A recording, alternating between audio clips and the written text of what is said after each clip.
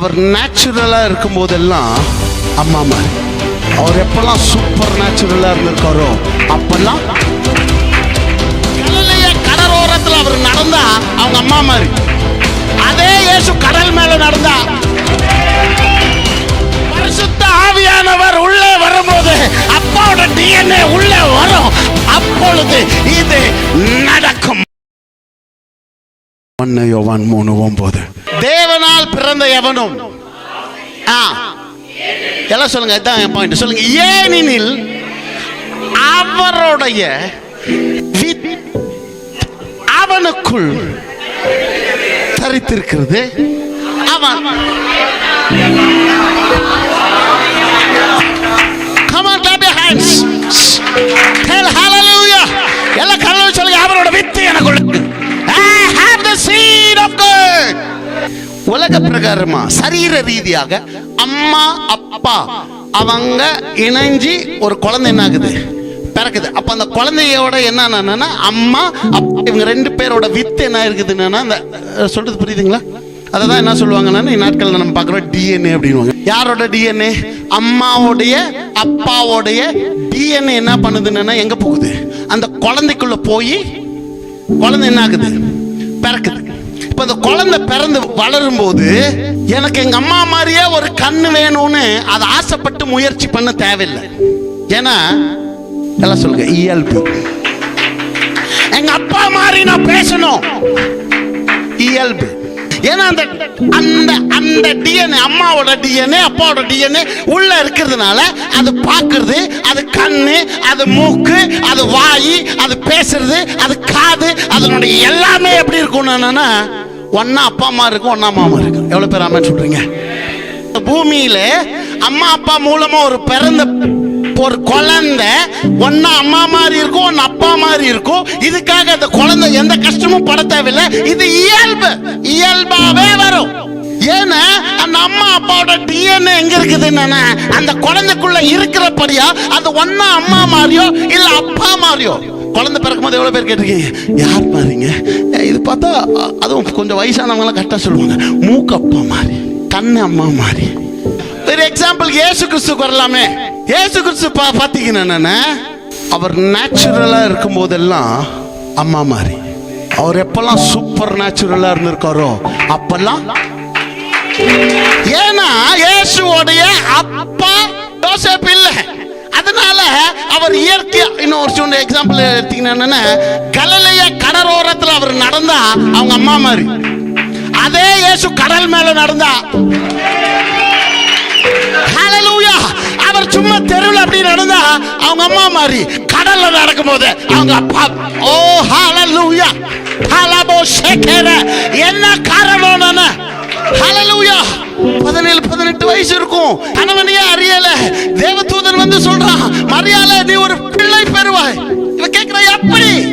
இப்ப நம்ம லாங்குவேஜ்ல நான் சொல்றேன், எப்படின்னா அவரோட டிஎன்ஏ உனக்குள்ள வர. ஹல்லேலூயா. யாரோட டிஎன்ஏ?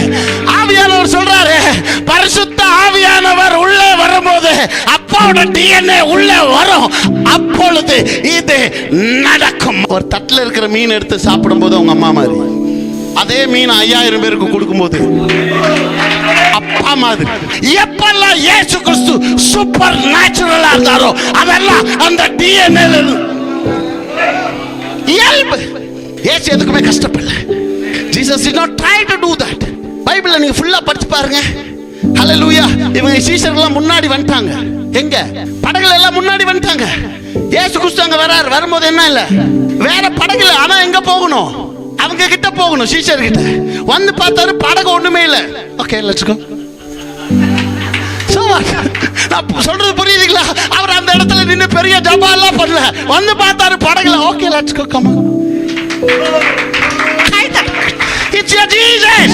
மனிதனா வந்த இயேசுவை பத்தி நான் பேசிட்டு இருக்கிறேன். நான் கடவுளா வந்த இயேசுவை பத்தி இல்ல, மாம்சத்திலே பிறந்த இயேசுவோட சரித்திரத்தை நான் பேசிட்டு இருக்கிறேன். அவரை அடிச்சு அவமானப்படுத்தி கேவலப்படுத்தி எல்லாம் பண்ணி அவரை துப்பி எல்லாம் பண்ணி சிலுவையில் அவரை கட்டி வச்சு ஆணி அடிச்சு எல்லாம் பண்ணும்போது அவங்க அம்மா மாதிரி. ஹல்லேலூயா. அதுக்கப்புறம் 3வது நாளில் when he rise up, he had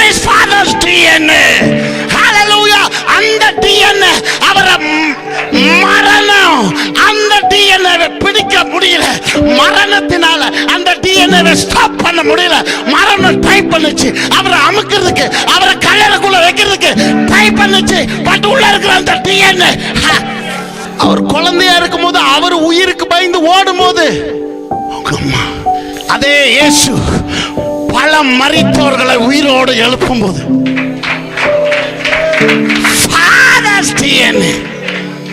இயேசு 2 டைமென்ஷன்ல வந்தாரு. ஒன்னு அவங்க அம்மா மாதிரி வாழ்ந்தாரு, இன்னொன்னு அவங்க அப்பா மாதிரி. அதனால நாங்க இருக்கிறவங்களுக்கு எல்லாம் குழப்பம். யாரா இவன் மனுஷனா கடவுளா, கடவுளா மனுஷனா? நீ மனுஷன்னு நம்புற அளவுக்கு அவர் 100% மனுஷன். அவர் கடவுளை நீ நம்புற அளவுக்கு அவர் 100% கடவுள். ஏன் அப்படின்னு? அவர் மனுஷனா வாழ்றதுக்கு மேரியோட டிஎன்ஏ உள்ள இருந்துச்சு. அவர் சூப்பர் நேச்சுரலா வாழ்றதுக்கு எல்லாம் சொல்லுங்க. ஏனெனில் அவருடைய டிஎன்ஏ எனக்குள்ளே இருக்கிறது. ஷாக்கிங்கா உங்களுக்கு ஒன்று சொல்றேன். நீங்க பண்ற ஜெபத்துல அவர் இங்க என்ன பண்ணணும்னு நீங்க நினைக்கிறீங்களோ, எதிர்பார்க்கிறீங்களோ, calling your father, அப்பா come come, அவர் சொல்றாரு மேல இருந்துட்டு, என் பிள்ளைகளுக்கு சொல்லு, எந்த ஒரு விஷயத்துக்காக எந்த பிரச்சனைக்காக நான் கீழே வரணும்னு அவங்க நினைக்கிறாங்களோ அந்த பிரச்சனையை அவங்களே ஹேண்டில் பண்றதுக்கான எல்லா வல்லமையும் கொடுக்கப்பட்டிருக்கு. ஆண்டவர் சொல்ல you can do that. ஏன் டிஎன்ஏ? எவ்வளவு பேருக்கு அவரோட டிஎன்ஏல டவுட் இருக்கு? டவுட் இருந்தா நான் சொல்றேன். சங்கீதம் 115:16 வானங்க